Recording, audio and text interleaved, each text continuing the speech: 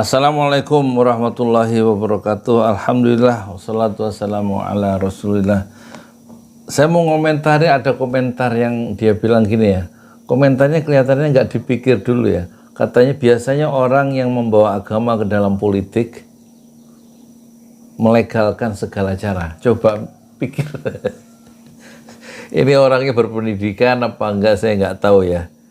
Loh, jadi cara berpikirnya itu betul-betul sekuler ya, memisahkan kehidupan dunia dan agama. Itu dia bilang biasanya orang yang membawa agama ke dalam politik itu melegalkan segala cara.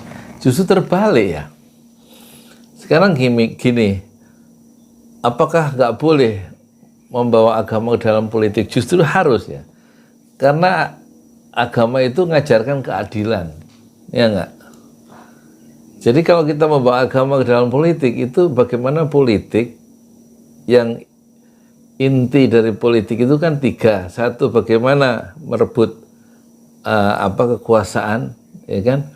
Kemudian setelah merebut menggunakan kekuasaan, kan isinya tiga politik itu. Dan yang ketiga isi politik adalah bagaimana mempertahankan kekuasaan itu kalau perlu sampai mati, kan gitu ya.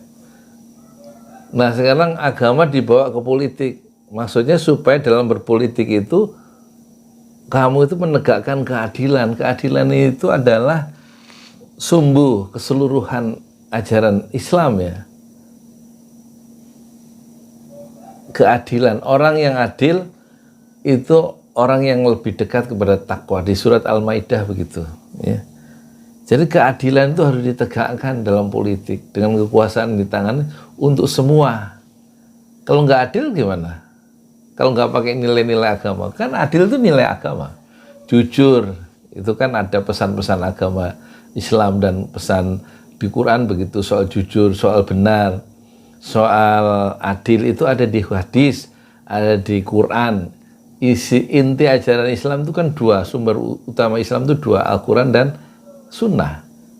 Rasulullah mengajarkan pentingnya adil terhadap diri sendiri. Kalau mata dipakai supaya adil, itu ada haknya supaya istirahat, ya kan? Berlaku adil terhadap istri, berlaku adil terhadap anak, ya kan? Berlaku adil terhadap yang lain. Jadi adil itu adalah ajaran Islam, dan itu dibawa ke politik supaya waktu orang yang punya kekuasaan itu dia bersikap adil terhadap kelompok minoritas, bersikap adil terhadap kelompok-kelompok yang lain. Adil untuk semua, kan gitu ya. Lah kalau nggak ada adil, nggak ada agama, terus pakai nilai apa? Jujur, itu ajaran agama. Dan itu dalam politik kalau nggak boleh pakai agama, jadi gimana? Nggak jujur. Itu yang kelihatan dalam era sekarang itu. Kebohongan di mana-mana, pejabatnya itu loh, maling di mana-mana, korupsi. Nah itu kan melanggar ajaran Islam. Karena agama tidak dipakai, tidak dimasukkan dalam politik, berarti akhirnya menghalalkan segala cara justru ya. Karena dihilangkan. Kalau dimasukkan dalam politik, agama itu justru itu yang kita cari, sehingga orang itu berbuat adil, berbuat ramah, tidak berbuat zalim, tidak membunuh 6 orang di kilometer 50 semau-maunya, ya. Terus menghilangkan seluruh CCTV di sepanjang jalan itu kan perbuatan yang nggak jujur, karena takut kejahatannya terbongkar ya.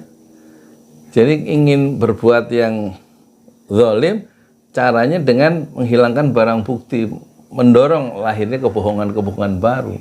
Nah di situ perlunya agama itu masuk ke dalam politik, sehingga orang yang berpolitik, yang memegang kekuasaan itu dibimbing oleh nilai-nilai agama, oleh nilai-nilai keadilan, oleh nilai-nilai kejujuran, oleh nilai-nilai kebenaran, kan gitu. Masa dengan politik orang harus berbuat zalim, berbuat tidak adil, berbuat bohong, kan enggak. Justru nilai-nilai agama, nilai-nilai keadilan, nilai kebenaran, nilai-nilai kesantunan, nilai-nilai keramahan, nilai-nilai kasih sayang itu harus masuk dalam dunia politik ya. Jadi maksudnya apa? Ucapan biasanya orang yang membawa agama ke dalam politik, dia melegalkan segala cara. Itu maksudnya apa? Ngerti nggak? Sampean panjenengan tuh ngerti nggak apa yang sampean tulis dulu? Justru agama itu harus dimasukkan nilai-nilai agama dalam dunia politik, dunia ekonomi, dunia dagang, dunia pendidikan, itu. Lah ngono saja deh, itu. Politik dalam pengertian sosiolog Amerika misalnya Talcott Parsons, kata Talcott Parsons itu politik adalah kehendak-kehendak untuk mencapai kehidupan yang lebih baik, ya kan?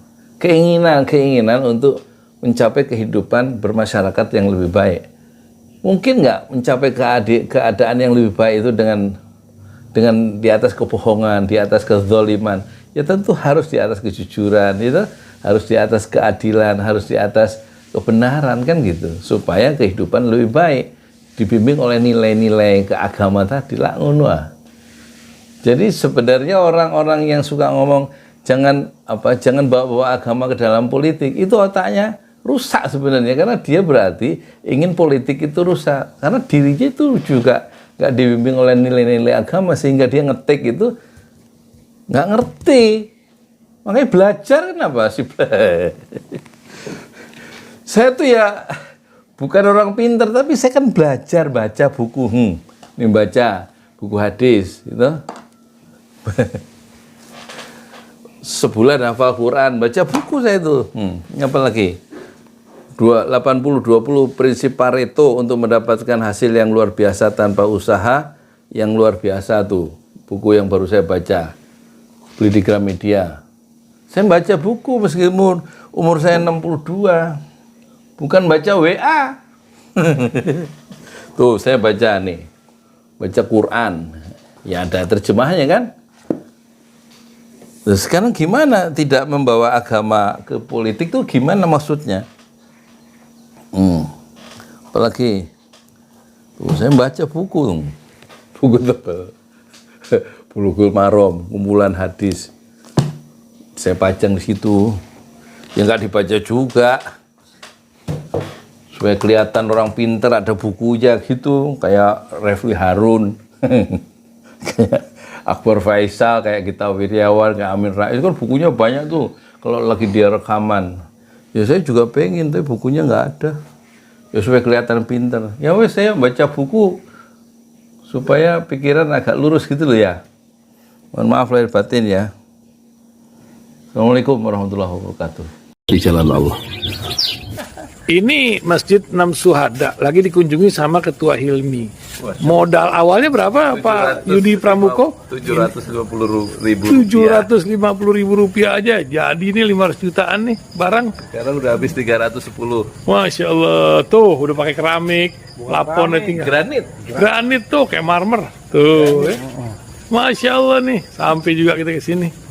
Masjid Enam Syuhada, ngapa namanya Masjid Enam Syuhada, ya, Pak Yudi? Kita mau mendokumentasikan perjuangan dawahan nama anak muda pengawal Habib Rizik Syihab itu. Masya Allah. Yang dibunuh sama orang jahat di kilometer 50. Kilometer 50 ya. Itu kan simbol memperjuangkan dakwah itu kita harus memberikan segalanya untuk Islam kan ya. Untuk Masya dakwah Allah. Islam. Dan nama anak muda itulah yang sudah memberikan segalanya untuk Islam. Masya Allah. Apa nanti nama pemuda itu ada juga di sini mungkin diterangkan? Mungkin namanya 6 Syuhada. 6 Syuhada itu, iya, 6 Syuhada dipasang di sini, 6 Syuhada. Bipali, apa yang dikomentarin dari ini semua, Bipali? Masya Allah, luar biasa. Dari uang 700.000, kalau pengen ternyata bisa. Bisa. Allah kirim. Tuh, bisa. Ya, Masya. dengan masuk satu gang kecil, tapi Bapak ini luar biasa. Kecil tuh. Masya Allah ya. Satu call aja. Masya Allah. Perjuangan Pak Yudi Pramuko, YouTuber sejagat paling tua. Tertua di semesta. Tertua di semesta. Masya Allah. Tukang donat. Tukang donat. Tukang donat dari Paru. Ini saya laporkan dari lapangan ini, langsung dari Masjid Enam Syuhada. Masya Allah. Dan ini dia. Dalam kelihatan. Tuh, lihat tuh masjidnya. Tuh imamnya di situ tuh. Malam-malam lagi kita. Masya Allah. Masih kurang nih. Atapnya katanya transfer aja.